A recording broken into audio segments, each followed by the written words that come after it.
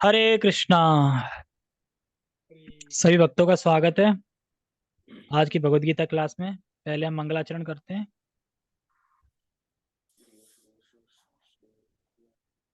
ओम अज्ञानतिमिरान्धस्य ज्ञानञ्जनशलाकया चक्षुरुन्मीलितं येन तस्मै श्रीगुरुवे नमः।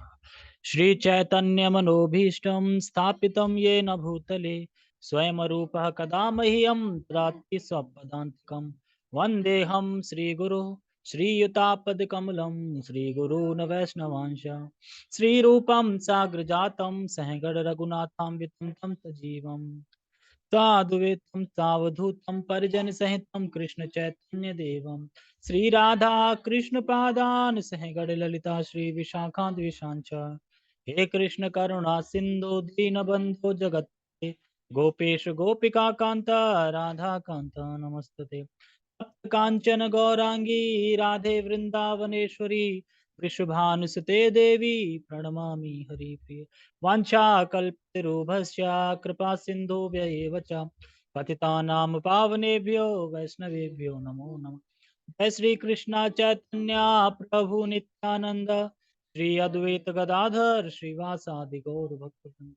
हरे कृष्णा कृष्णा कृष्णा हरे हरे हरे राम राम राम हरे हरे रामाय रामभद्राय रामचंद्राय वेदसे रघुनाथाय नाथाय सीताय पते नमः।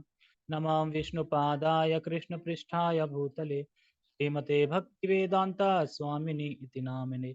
नमस्ते सारस्वते देवे गौरवाणी प्रचारिणे निर्विशेष शून्यवादी पश्चात देश तारिणे। हरे कृष्णा। ये आवाज आ रही है?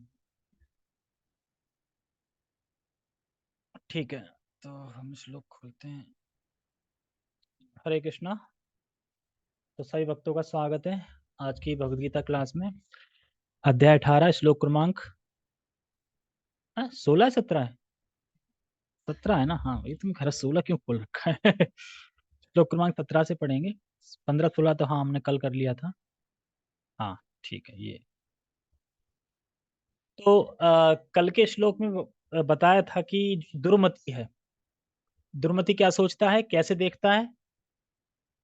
5 कारणों को नहीं देखता, मैं ही करने वाला हूँ। अच्छा, तो दुर्मति के बारे में तो बता दिया कि दुर्मति जो है, जो नहीं देख पा रहा है। कोई ऐसा भी है जो देख, और कौन सा है जो देख पा रहा है सही से? तो इस श्लोक में बता रहा है कि और कैसे देख रहा है, कैसे क्या कर रहा है। तो उसके बारे में हम पढ़ते हैं। सेकंड। तो लिंक समझ में आ गया? क्या है लिंक? हाँ, हाँ जैसे कि कहाँ गया? पिछले श्लोक में कहा था कि दुर्मति बेवकूफ है, देख नहीं पा रहा है। तो बुद्धिमान क्या देखता है? ये लिंक है। मतलब बुद्धिमान व्यक्ति क्या देखता है? ये लिंक है। तो पहले हम श्लोक का उच्चारण करेंगे। मेरे साथ दोहराइए पीछे। यस्यानाहं कृतो भावो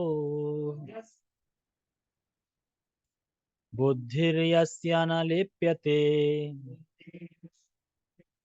हत्वापि स इम्मा लोकान् हत्वापि स इमान् लोका नाहन्ति न निबध्यते यस्यानाहं कृतो भावो बुद्धिर्यस्य न लिप्यते हत्वापि स इमान् लोकान् नाहन्ति न निबध्यते यस्यानाहं कृतो भावो बुद्धिर्यस्य न लिप्यते हत्वापि स इमान् लोकान् नाहन्ति न निबध्यते।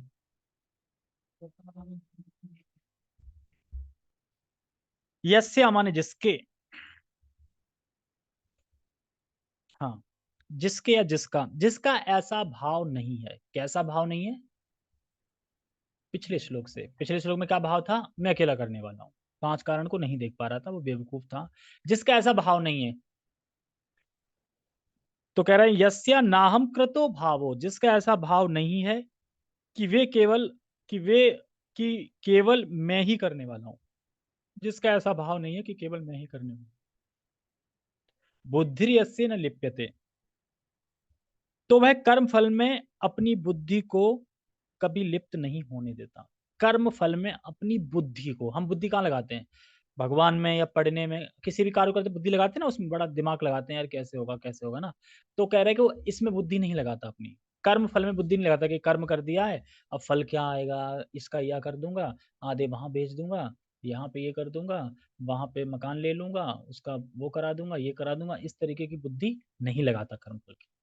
कर्म करता है जो शास्त्रों में आदेश है, जो कृष्ण बोल रहे हैं वो, और फल की इच्छा नहीं करता, ना फल के बारे में बुद्धि लगाता है, ना सोचता है।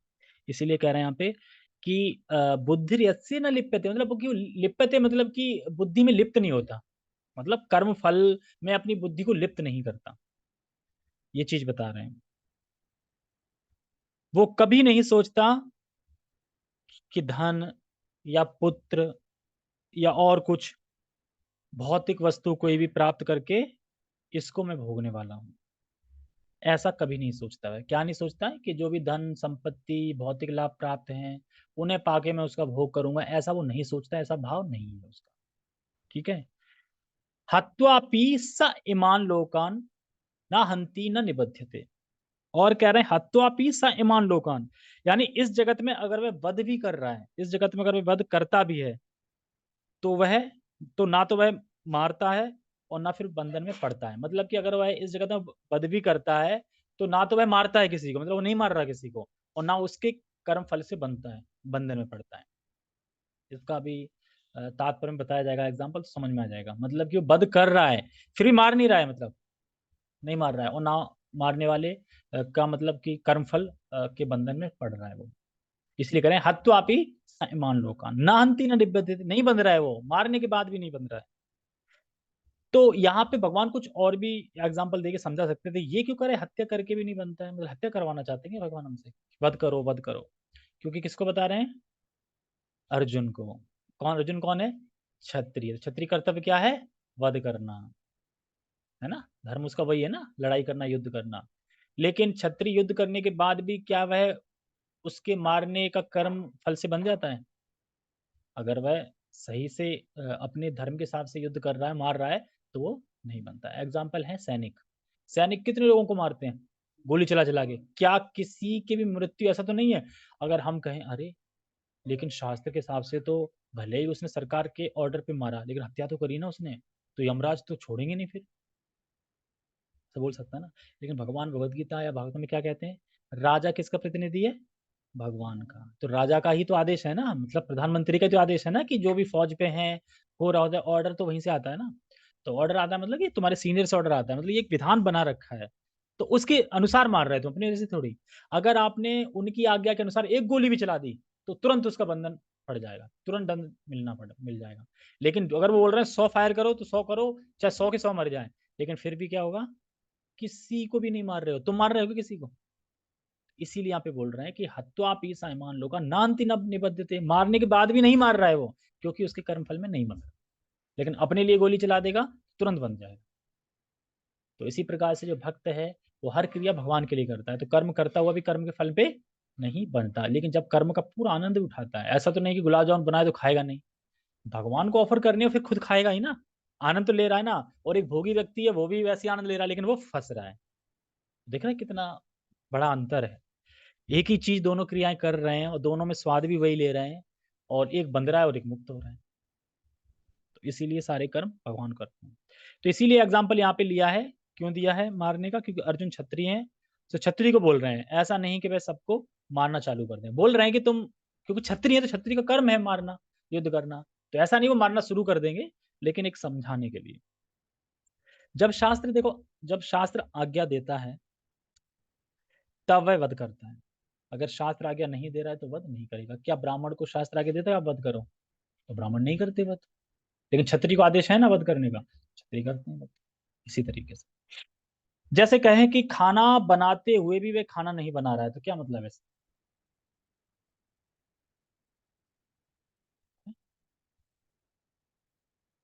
भगवान को भोग, हाँ भोग बना रहा है। क्यों? क्योंकि वो भगवान के लिए बना रहा है, इसलिए खाना बनाते हुए भी नहीं बना रहा है, क्योंकि खाना बनाने में जो कर्म फल लग रहा है वो लग ही नहीं रहा है उसको।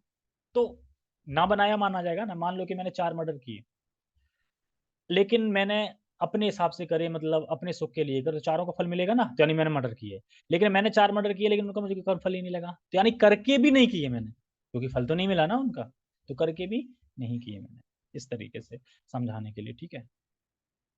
जैसे एग्जाम्पल है, बाकी जो भी मतलब एग्जाम्पल है ये खाने का, मतलब कि मतलब खाना बनाएंगे खाएंगे तो कर्म फल लगेगा, पर भगवान को देंगे तो खाएंगे तो कर्म फल नहीं लगेगा। ये एग्जाम्पल है, बाकी जो भी कर्म है कृष्ण के लिए हम करते हैं तो उसका कर्म फल बंधन नहीं लगता। तो यहाँ छत्री को युद्ध करना है, और अर्जुन तैयार भी खड़े हैं, तैयार खड़े हैं ना लड़ने के लिए, वो तो भगवान गीता चला बता रहे हैं बीच में, लेकिन बिगुल उगुल बच चुका है, सब कुछ हो चुका है। ये सब समझना चाहिए, ठीक है। आगे क्या है, तो यहाँ छत्री को युद्ध करना होता है, इसलिए यहाँ पे वध की बात बता रहे हैं। अगर यहाँ पे कुकिंग का कोई होता तो कुकिंग का बता रहे होते, मतलब जिस उस पे होता तो उसका बता रहे होते। टेक्स्ट पढ़ते हैं। कुछ एक बात मैं पूछना चाह रहा था सबसे, कुछ समझ में आता है या नहीं आता है? नहीं, वो भूल जाए वो ठीक है, जब तक समझा रहा हूँ तब तक समझ में आ रहा है कि नहीं आ रहा है? अच्छा अब,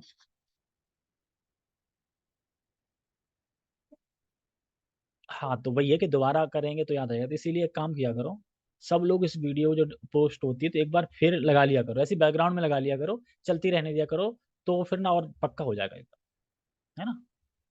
क्योंकि जो बोला जा रहा है फिर से हो जाएगा। मुझे पता है कि किसी के पास टाइम नहीं है, पर बैकग्राउंड में रख सकते हैं, ठीक है। टेक्स्ट,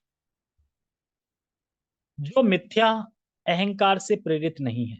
मिथ्या अहंकार क्या होता है, बताओ अभिषेक।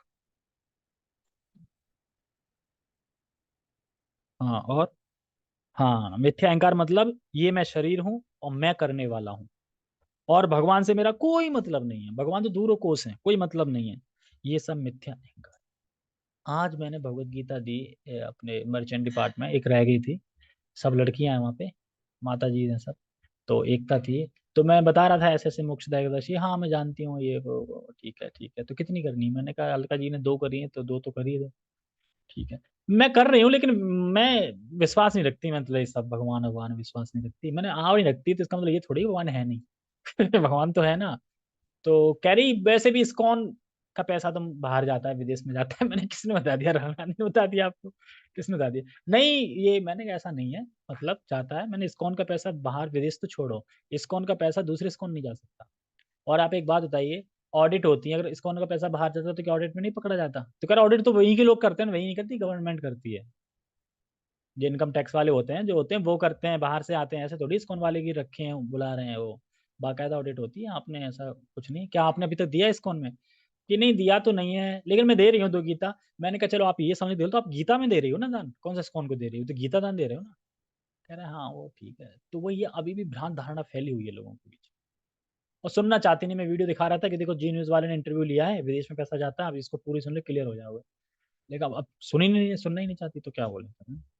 मैं ठीक है, 2 गीता दे रहे हो ना, ला दो बस। तो 2 गीता होगी इस तरीके से, ठीक है। कहाँ पे थे हम? हाँ, तो अपने आप को मतलब मिथ्या अहंकार से प्रेरित नहीं है कौन, ये व्यक्ति, इसीलिए तो अपने आप को करता नहीं मान रहा ना।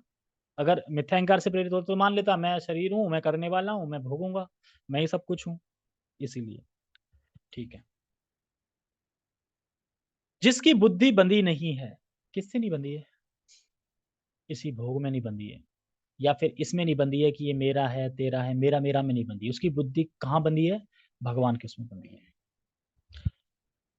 वह इस संसार में मनुष्यों को मारता हुआ भी नहीं मारता, मारता हुआ भी नहीं मारता मतलब, तो फिर तो कल से मारता हुआ भी नहीं मारता, तो इसका मतलब ये है कल से फिर हम शुरू कर दें मारना, क्योंकि मारता हुआ भी नहीं मारता, तो कल से मारना मार धाड़ शुरू कर देते हैं हम, है ना।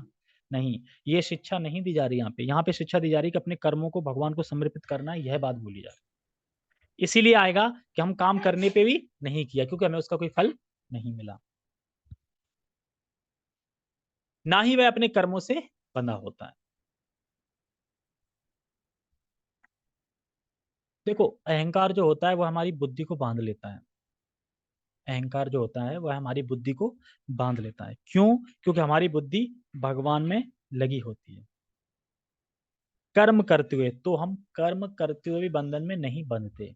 हम, मैं कोई कर्म कर रहा हूं, लेकिन मेरी बुद्धि कहाँ बंधी है? भगवान कृष्ण में। तो मैं क्या चिंतन करूंगा, कृष्ण के लिए कर रहा हूँ, कृष्ण के लिए, कृष्ण। तो मैं जो भी कार्य कर्म कर रहा हूँ उसमें बंधूंगा, फिर नहीं बंधूंगा। लेकिन अहंकार में है तो हमारी बुद्धि कहाँ बन जाती है, अहंकार से बन जाती है। फिर हम जो भी कार्य करते हैं तो फिर वही सोचते रहते हैं कार्य के बारे में। तो वही, किस किस को सपने आते हैं कि गीता यहाँ करनी है, गीता यहाँ हो गई, गीता। मुझे तो बड़ा सपने आए थे गीता के। सपने मतलब कि जब करने बैठ जाओ तो भी गीता का, यहाँ उसे इतने दे दूंगा, यहाँ ऐसा हो जाएगा, यहाँ वो इतने का चेक दे दे, तो यही सब आता रहता है जब मैं जब तक गीता मैराथन नहीं आएगा तब तक। हाँ, ठीक है।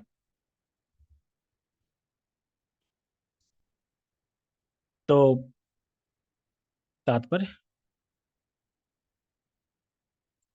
इस श्लोक में भगवान अर्जुन को बताते हैं कि युद्ध ना करने की इच्छा अहंकार से उत्पन्न होती है।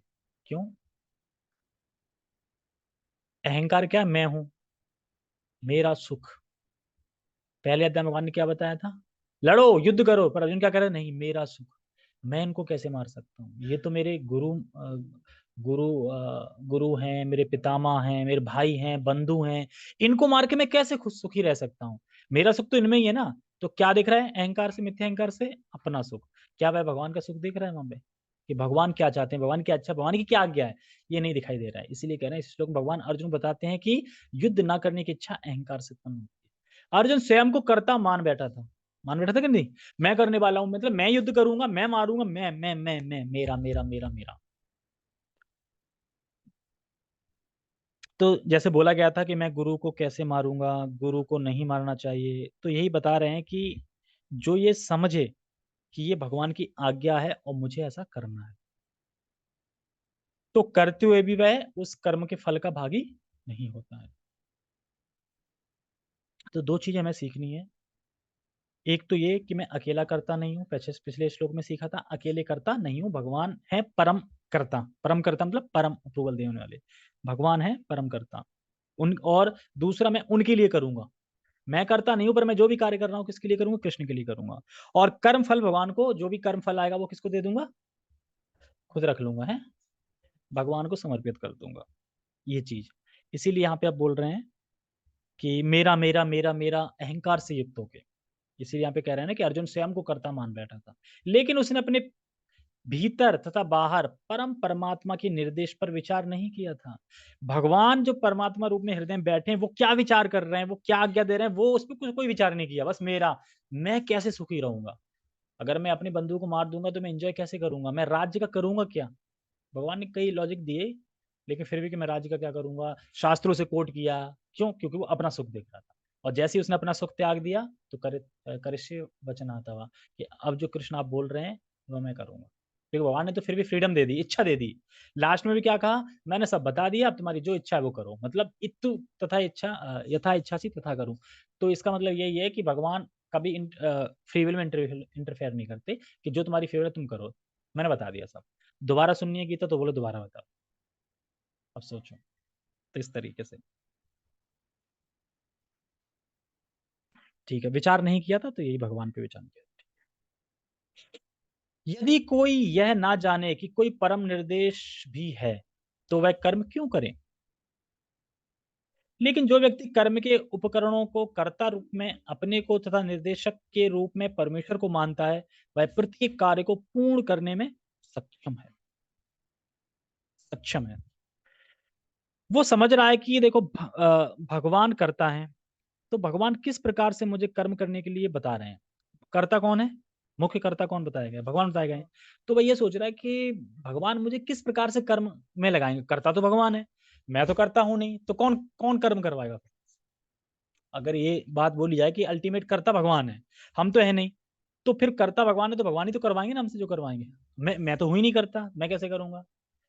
तो कैसे कर्म, तो इसीलिए कहते हैं जैसे कि भगवान किस प्रकार से खाना खाने को बोल रहे हैं, किस प्रकार से बोल रहे हैं खाना खाने को, उल्टे हाथ से खाने के लिए, कैसे बोल रहे हैं। हाँ, भोग लगा के। अब समझ कि मुझे कर्म कैसे करना है, भगवान करता है, तो मुझे कर्म में किस तरह लगाएंगे। तो ये कैसे पता चल रहा है, भगवान क्या बोल रहे हैं भगवत गीता में कि कैसे खाना है, भोग लगा के खाना है। ठीक है, प्रसादम मतलब प्रसादम खाना है। और तपस्या कैसे करनी है मुझे, तपस्या सरिया घुसेड़ के यहाँ पे, यहाँ से घुसेड़ के यहाँ पे, कि यहाँ पे नहीं, व्रत, एकादशी व्रत मेन क्या है, एकादशी व्रत, और भगवान के जो जन्माष्टमी वगैरह आते हैं, उत्सव आते हैं उन पे। तो ये हो गया एकादशी। और दान मतलब दान किसको देना? अभी पीछे तो पढ़ा था 17वें अध्याय में, दान 3 प्रकार का होता है, रजोगुण, तमोगुण, सतोगुण। हाँ, जो बिना अ, उपकार के, मतलब कि मेरा कुछ भला हो इससे या मुझे कुछ मिल जाए, वो सतोगुण दान होता है। मतलब दे दिया भगवान के लिए और भक्तों को, भगवान के मंदिर के लिए, ठीक है, अच्छे समय पे, सूर्य ग्रहण पे, धाम में, ये सब चीजें आई थी। लेकिन प्रति उपकार की भावना नहीं रखते कि मुझे कुछ मिलेगा इससे, वो सतोगुणी होता है। प्रति उपकार की भावना रजोगुण वाले में रखता है कि मुझे स्वर्ग मिल जाए, ये मिल जाए, वो मिल जाए, पंखे पे मेरा नाम होना चाहिए, पत्थर पे नाम होना चाहिए, ये वगैरह वगैरह सब बताया था। तो दान मतलब गीता का दान, भगवत प्रचार, ये सब। और नाम जप मतलब इंद्रिय संयम, नाम जप करना है। तो ये सब क्लियर है कि गीता पढ़ेंगे तो ये क्लियर हो जाएगा सारा कुछ। तो गीता इतना अच्छा इंपॉर्टेंट शास्त्र है कि अगर पढ़ेंगे तो ये सब क्लियर हो जाएगा ना, क्या खाना है, क्या तपस्या करना है, क्या दान देना है, कैसे करना है, सब चीज क्लियर हो जाएगी। तो ये करना है, भगवान करता है तो ये करना है, ये समझना है। तो समझो कि पिताजी क्या बोल रहे हैं और हमें वैसे ही कार्य करना है। पिताजी कौन? परम पिताजी, हाँ ठीक है। ऐसा व्यक्ति कभी मोहग्रस्त नहीं होता। अब ये जो समझ जाएगा तो ऐसा व्यक्ति कभी मोहग्रस्त नहीं होता। मतलब ये कार्य करूं कि नहीं करूं, होता है ना, कभी कोई माइंड में आ जाता है करूं कि नहीं करूं, तो यानी मोहग्रस्त। मोह मतलब मोह में पड़ गया, करें कि नहीं करें। ठीक है। जीव में व्यक्तिगत कार्यकलाप तथा उसके उत्तरदायित्व का उदय मिथ्या अहंकार से तथा ईश्वर विहीनता या कृष्ण भावनामृत के अभाव से होता है। यानी जब भगवान के प्रति भाव नहीं है तो मैं भोगने वाला हूँ, और मैं कर्म फल और मतलब तो कर्म फल बनेगा ही बनेगा, जाहिर सी बात है, क्योंकि भावना ही नहीं है भगवान की। तो फिर क्या सोचेगा कि मैं ही भोगने वाला हूँ, और मैं भोगूंगा तो फिर कर्मफल बनेगा, और वह बंधेगा बंधेगा। जो व्यक्ति कृष्ण भावनामृत में परमात्मा या भगवान के आदेशानुसार कर्म करता है, वह वध करता हुआ भी वध नहीं करता, ना ही वह कभी ऐसे वध के फल भोगता है। अब एग्जाम्पल दे रहे हैं प्रभुपाद जी भाई। जब कोई सैनिक अपने श्रेष्ठ अधिकारी सेनापति की आज्ञा से वध करता है तो उसको दंडित नहीं किया जाता, लेकिन यदि वही सैनिक स्वेच्छा से वध कर दे तो निश्चित रूप से न्यायालय द्वारा उसका निर्णय होता है। तो समझ में आ गया कि किस तरीके से वध करता हुआ भी वध नहीं करता। मतलब क्योंकि वध तो किया, लेकिन उस वध करने का जो फल है वो नहीं मिलता, उससे लिप्त मिलता, इसलिए कह रहे हैं वध करके भी वध नहीं करता। समझ में आया श्लोक? तो ये टॉपिक जो चल रहा था अभी वो समाप्त हो गया है। और नेक्स्ट टॉपिक पे हम चर्चा करेंगे ट्यूसडे से। बाकी दिन क्लास होगी, घबराओ मत, क्लास होगी, सैटरडे को नहीं होगी क्लास, खाली क्लास होगी, सैटरडे नहीं होगी, हो सकता है आई थिंक कल कल भी ना हो। I am going to village, तो समझना चाहिए। कृष्णा बुक पे ही क्लास होगी, ठीक है। किस पे होगी क्लास? कृष्णा बुक पे। अपनी सीरीज चल रही है ना कृष्णा बुक की, उसकी थंबनेल बना लेना, अध्याय 4 आ गया ना। हाँ, तो उसकी बना के तैयार रखना। बन गई तो ठीक है, फिर कर देना। तो उस पर हम चर्चा करेंगे कुछ। जरूरी नहीं कि लैपटॉप होगा, मोबाइल से भी जूम खोल के उसी पे ज्वाइन करके उसी पे करने लगेंगे। सैटरडे तो अपनी हमारी वो वाली क्लास होगी ना। संडे को होगी, बाकी सब तो होगी। तो क्या हुआ, गांव में जाके क्या फोन लैपटॉप नहीं है क्या? हाँ, तो सब कुछ है ना, अब तो 5G फोन भी है, नेट नेट की कोई दिक्कत नहीं है, तो लैपटॉप कनेक्ट करके हम करेंगे, इसीलिए तो लिया है 5G। आपने यूज के लिए नहीं लिया है, कथा होने सके, मेन पर्पज यही है फोन का, फ्री डाटा। समझे? तो ये सब चीजें हैं। और बाकी जो हमारा श्रीमद् भागवतम है, इसको अगर कोई शेयर कर पाए, यहाँ से लैपटॉप यहीं रहेगा, यहाँ पे बैठ के शेयर कर पाए, पढ़ते रहूं तो देख लेंगे, ठीक है। ओके। हरे कृष्णा। नहीं नहीं, आप स्क्रॉल स्क्रॉल करते रहना, मैं पढ़ता रहूँ। ठीक है। जगत गुरु शिला प्रभुपाद की जय, श्रीमद् भगवद गीता की जय, नित्य नित्य गौतम नंदे, हरि हरि बोल, हरे कृष्णा।